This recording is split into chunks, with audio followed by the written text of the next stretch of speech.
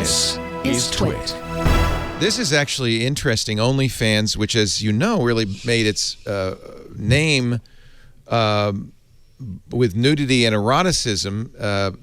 Sex workers could create an account on OnlyFans and make a pretty good living, according to a lot of people.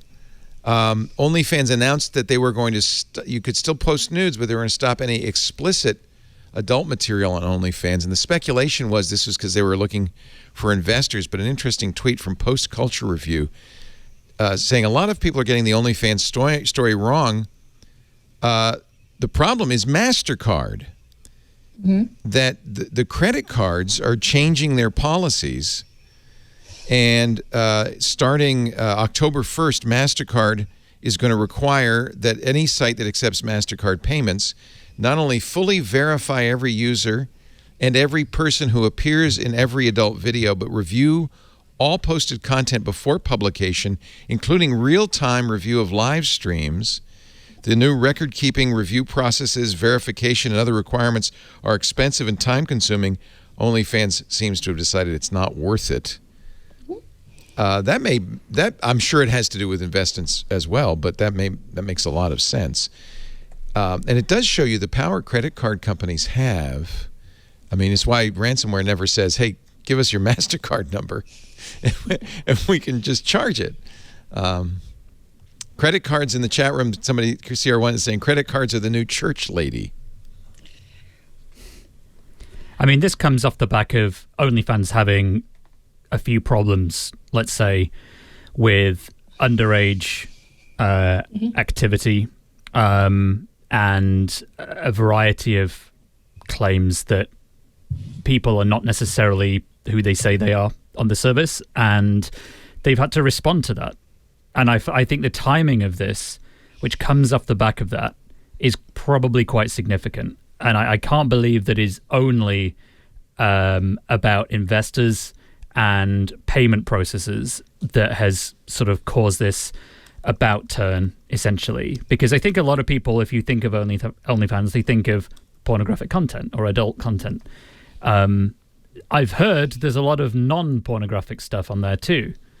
But if that's getting lost in the bigger picture about whether there are people who are being exploited or taken advantage of in some other way, you know, it just strikes me that altogether they just said, look, this isn't worth it.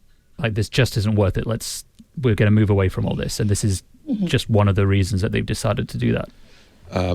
The Twitter storm points to an December op-ed piece, right? In the New York Times, "The Scourge of Child Pornography." Why the sigh, Lisa? No, I'm just sighing because it's a thorny and intractable problem, and intractable. Sorry. Yeah. And if I'm MasterCard or Visa, which I am not, I'm a tech journalist. If I'm MasterCard or Visa, then I'm doing everything I can to make sure that you can't put my name next to commodified child abuse. Right. And but I would add that doesn't do anything to actually address the problem. All it does is set up alternate and parallel economies where this is still going to go on.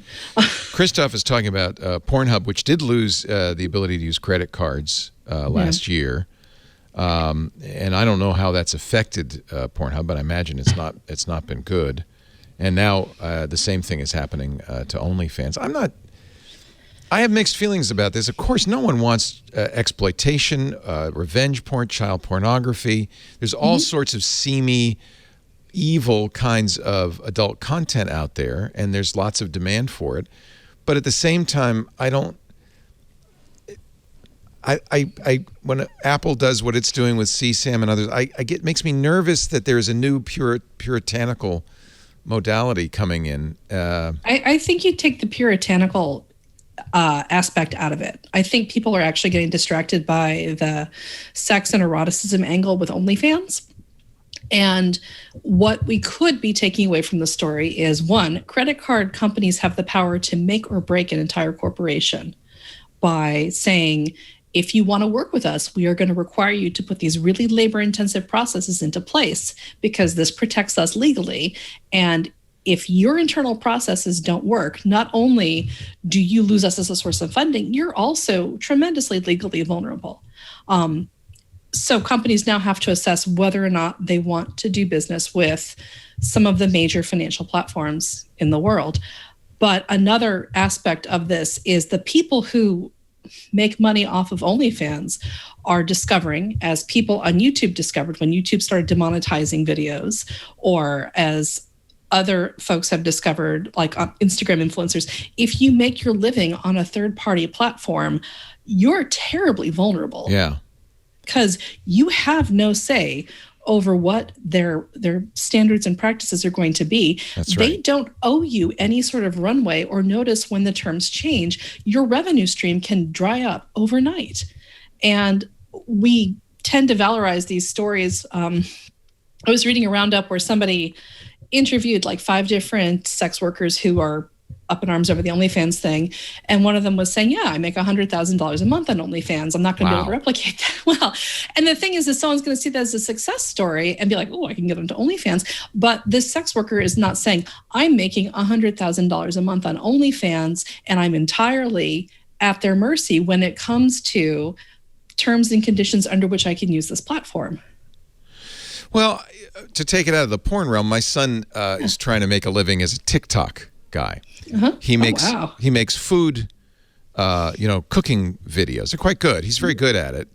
And I have the same thing. I say to him, don't be dependent on TikTok. Make sure they're on Instagram and YouTube as well, and trying to monetize all 3 platforms, because who knows, the Chinese government might decide at any point, we don't want any more cooking videos on TikTok, and you're at their mercy, completely at their mercy. But on the other hand, let's not forget these platforms like OnlyFans and TikTok provide really, or we include Patreon. We sell Club TWiT memberships on Patreon's memberful site, are really wonderful, unique ways for individuals to, I think it's great. If my son can make a living, he's got 100,000 followers. His videos are getting typically 1 million views per video. He's very close to that place where you go over the line and now you can actually make, $10,000 a month, make a living doing videos on TikTok.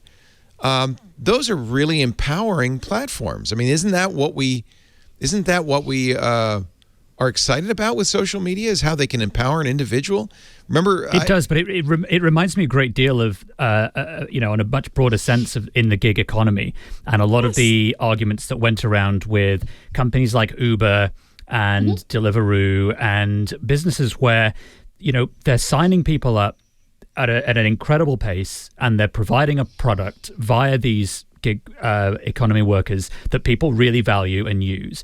But when something goes wrong, there's sickness, there's injury, there's some other force majeure, the company, and I don't mean Uber specifically, I mean any of these companies, don't typically have a foolproof way of protecting the people that their business depends on, but also on whom they are dependent. So there's no guarantee, there's no backup, there's no insurance policy that's very easy to get that would say, well, if you're making your living on a platform and the platform changes its terms and conditions because of payment processor influence or investor concern or whatever, there's no insurer that I'm aware of that's like, yep, we'll cover you for that, no worry, we'll give you the $100,000 a month. Yes, Aflac is not selling policies for that right now. Okay, but California is an at-will state. Anybody working in California can get fired for no reason at any time. Yeah. And it's the same thing, right? I mean, if you're working for the man, you're at the mercy of a third party. How is that different?